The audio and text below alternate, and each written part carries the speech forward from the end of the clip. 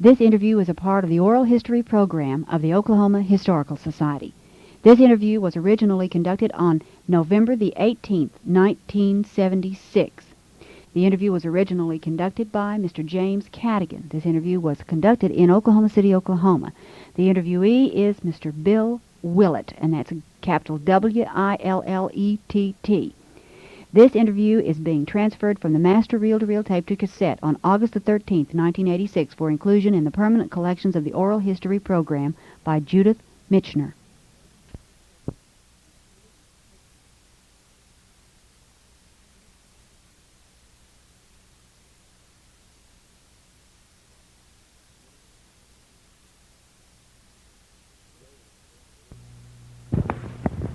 Today is November the 18th, 1976. We are making a recording at the 45th Division Museum in Oklahoma City. This recording is made for the Oklahoma Historical Society, Oklahoma Christian College. Your interviewer today is James Katigan. This is November the 18th, 1976. We are now interviewing PFC Bill Willett. Mr. Willett lives at 3108 Northwest 40th in Oklahoma City. Mr. Willett, we'll start you right off by when you joined the National Guard and ended the service, and we'll just leave it up to you to take us on just a real grand tour with you during your Army career. I joined the Oklahoma National Guards in June of 1939. We went on maneuvers in August of went to Fort Sill in 1939, and then in 1940 we went on maneuvers in Louisiana. On the return coming back from Louisiana, we had got word that we would be mobilized the 1st of September of 1940. We was mobilized in September the 1st, 1940, and we assembled at the 23rd Street Armory. I was with the service company of the 179th Infantry. We stayed at the 23rd Street Armory approximately about 10 days. Then we moved into Fort Sill. We moved over to Old Garrison Hill, which was just a ball prairie then, with a few pyramidal tents. They was just starting to cut the streets and all for our company area. We didn't have any no mess halls was available. We had a field mess with the old ranges, mound of dirt and what have you for our mess facilities. We had our Sibley stoves to keep warm in our pyramidal tents. I was assigned to the motor pool. Our company commander at that time was Captain Harold Moeller. We stayed there I stayed with the service company till January of 1941. Upon that time, I went to Fort Benning, Georgia, to motor mechanics course. And I returned from the motor mechanics course in May of 1941, which the division had already moved from Fort Sill to Camp Barkley, Texas. And when I returned to the division, Captain Pete Donaldson was the company commander. I was assigned to the motor pool there.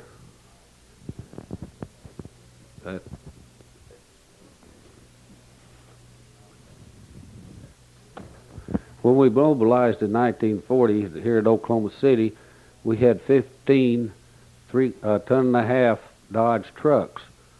They was ex-CC vehicles. We kept them for a while till about the first of year of 1941. We started receiving the new type of 4x4 ton-and-a-half Dodges. When I returned to the unit at Camp Barkley, we was getting equipped with their new type of vehicles and losing our old 1934 jobs. While we was at Camp Barkley, or when I returned to the unit at Camp Barkley, we was in the process in the training of company, battalion, and regimental problems out on Gold Hill, Round View, Texas. In 1941, later on, about July, we moved out and went to Louisiana maneuvers for about 60 days. We would march one day, ride the next, and that's how we got into Louisiana. We went into manning the Louisiana. Upon the time that we returned from Louisiana maneuvers, a lot of the boys was being released off active duty that signed up for 1 year. I stayed in the motor pool the whole time. Then in December of 1941, when war was declared, we lost some of the troops that went with one of the 158th Infantry to Panama. We reorganized. We was right in the big middle of reorganization from a square to a triangular division. After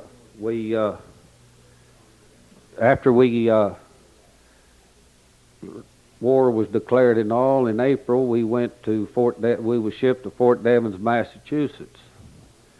We had to ride a troop train, guard duty on the flat cars and all. We saw a lot of beautiful country.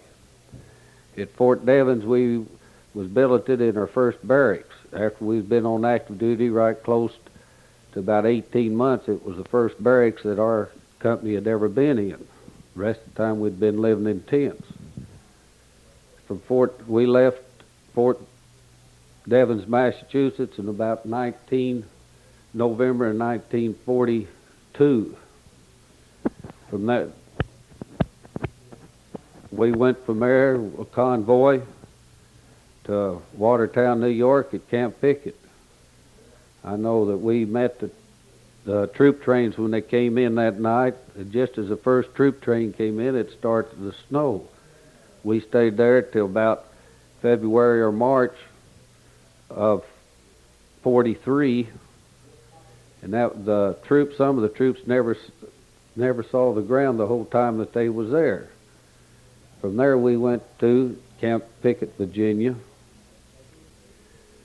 taking amphibious training on the Chesapeake Bay, pulled enemy details up on the Solomon Islands in Maryland for the other infantry regiments with a division.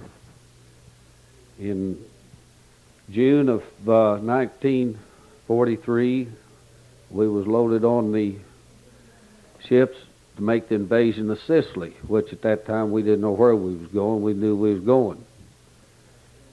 Our TQM officer, the Army officer in charge of loading our ship, the division TQM officer was Colonel McGee. I think at that time he was a captain. We drove our vehicles to Newport News, had them waterproofed. I understand we was the first division to ship out of the state, ready to go right on in on an amphibious landing into combat. We stayed aboard ship the whole time till we made the invasion of Sicily. The ship that we shipped over on in World War II came into Oran, North Africa, was the USS Alcyon, the KA-7, I believe it was. It was a Liberty ship. We laid at 2 weeks in Oran. Some of the lucky troops got off, but some of us, we stayed on the whole 2 weeks aboard ship. From there, we went made the invasion. After we got underway in Oran, Captain Carl Tyler called us together and gave us our mission, our objective, where we was going to hit. We said we would be hitting on Sicily, the little town of Skagoliti, which we did. From there we went on into Victoria, Sicily, fought on through Sicily to the north coast. From there we shipped on out as our combat team, 179th Infantry combat team, was in floating reserve for the 36th Division going in to Salerno beachhead. The whole time that we was in Sicily, I was in the motor, assigned to the maintenance section, which we had new equipment when we left the States, and there wasn't too much mechanical work, and we didn't have assistant drivers for the vehicles, so the regimental mechanics filled in as assistant drivers and machine guns, mounting of machine guns on the 2.5-ton trucks. We shipped out of Termini Immerse in Sicily for the invasion of Salerno in Italy. The night before we hit, we were standing on the deck of an LST, and we looked out across the water, and here come a submarine to surface, which it was an Italian submarine, and they was surrendered. The next morning we hit the beach of Salerno, and we was committed that afternoon. As our LST was going in to unload, we hit a sandbar, and he was trying to back down. He didn't make it in. Just as we started in again, here come a German plane out of the sun. We lost 3 men and had about 13 wounded aboard our ship, so we had a Life magazine photographer aboard taking pictures. We was going in. When all of this was said and done, he jumped on another ship that was alongside of us, was backing down, and he went back to North Africa. He was supposed to stay with us, but I understand he went back to North Africa. We set our bivouac area up, our company CP up in Olive Grove in Salerno. We stayed there. It was nip and tuck for a few days. From there, we broke on out, went on up into Benevento, Italy, on up to Caspanier, Italy, up in the Venafro. Service company was pretty lucky, though. We stayed back around where we didn't have to be pretty close to front. We spent the winter there. Right around Christmas time, a little after Christmas, we pulled back to Naples for a loading up to go into the punch bowl in Naples, loaded out, and went into Anzio. We was wintered in Anzio. We was bivouacked in town in the tuna till we lost a 1/4-ton duck, so we moved out the edge of town. We was set out there by the division headquarters across the road from them. Our regiment had a pretty hard time, and a lot of the service company personnel, we had to go up and fill in the I and K company, which I was assigned to K company, which the company commander was Johnny Hillman. I believe he was a lieutenant then. Later on, he commanded one of the infantry regiments in division in Korea. We stayed there till we pushed out of Anzio. We went on up north of Rome, which we was relieved from the lines, and we moved back down around Paestum in the Salerno Valley, where we came in on our invasion there. When we pulled back to around Paestum in the Salerno area, we received replacements that brought us up to strength. And we knew something was up because we was getting some good meals and all. We was getting ready to make invasion or do something. We loaded up on some of the same ships that we came into Sicily on, and we made the invasion of southern France. I know that was the first daylight invasion that we had made, and it scared us all to death, which it was one of the easiest invasions, I think, on my part, that we made. From southern France, we went up in through Grenoble, on up into Epinal, France, across the Moselle River in Epinal, France. When we made the invasion of southern France, I said it was pretty easy invasion. One of the biggest troubles we had was the civilians. We'd load the infantry up on trucks and falling tanks, and we'd move up through on the high roads. We'd hit these small towns, and the people were so glad to see us. They'd mob us, throw flowers, cognac, champagne, and what have you. And it was just about like a holiday compared to what we had in Italy. We moved on up into Epinal, which that was getting a little bit later on in the fall, and we was running out of the FFE, Free French Interior Forces, which was helping us out. We was getting a little bit stronger opposition from the Germans. We moved on up into Epinal, across the Moselle River, moved up in around Baccarat, France. We was pulled out of there, came back for a rest, went on back into the lines, and went on up into the Alsace-Lorraine, up around Boxweiler and Wingen. When we was around Boxweiler and Wingen and Saverne, when the Battle of the Bulge hit up north, they pulled a lot of our troops on our flanks and what have you out, and we had to pull back in and straighten up the lines and spent the winter there.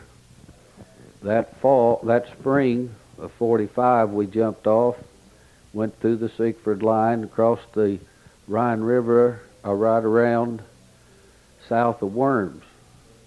From there we went into Bamberg, down to Nuremberg, and around into Munich. That's when the mechanics and the motor pool started to get a good workout. Our trucks was getting a lot of mileage on them, a lot of miles on them, and they started working us pretty hard. We would leapfrog, we'd move the kitchens up, go back, pick our ammunition up, regimental ammunition load, and we'd go around the kitchens and take it on up, and then go back and get our kitchens. We was moving so fast it was hard for us to keep close to the regiments, to our troops. From Nuremberg, we went on into Munich, Germany. It fell, and that's when we received the good word that the 45th wouldn't fight anymore into Europe. So I left the division the 28th of May in 1945 in Munich, Germany. I left Munich 28th of May of 45 to come home for separation for discharge. I was discharged at Camp Chaffee, Arkansas on the 28th of June of 45. In August of 1946, they reorganized the Oklahoma National Guard, and I joined and became a member of the Old Service Company, 179th Infantry. I stayed with the 179th Infantry all the way. In 15th of September 1950, we was mobilized again. We was shipped to Camp Polk, Louisiana. In March of 1951, March of 1951, we was shipped to Japan. I was in school in Fort Benning, Georgia, and I didn't make the move. I came to the division in July 1951 in Hokkaido, Japan. In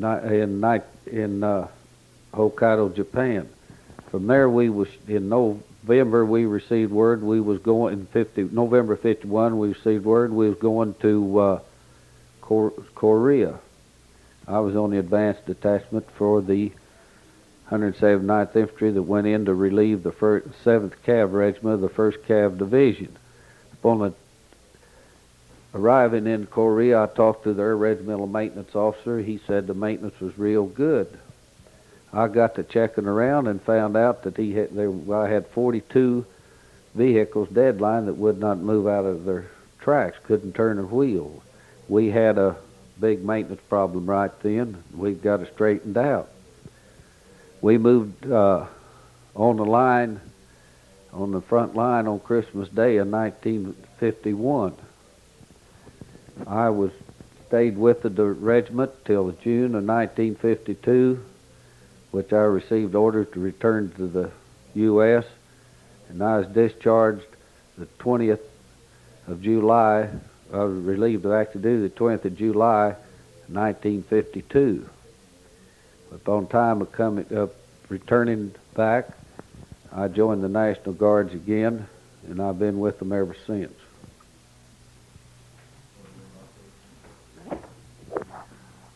We have just completed a very informative tape from Mr. Bill Willett. Mr. Bill Willett lives at 3108 Northwest 40th in Oklahoma City, and is now a member of the Oklahoma National Guards, the 45th Division. This recording today is made for Oklahoma Christian College Living Legends, the Oklahoma Historical Society. Mr. Willett's name is Bill Willett, W-I-L-L-E-T-T.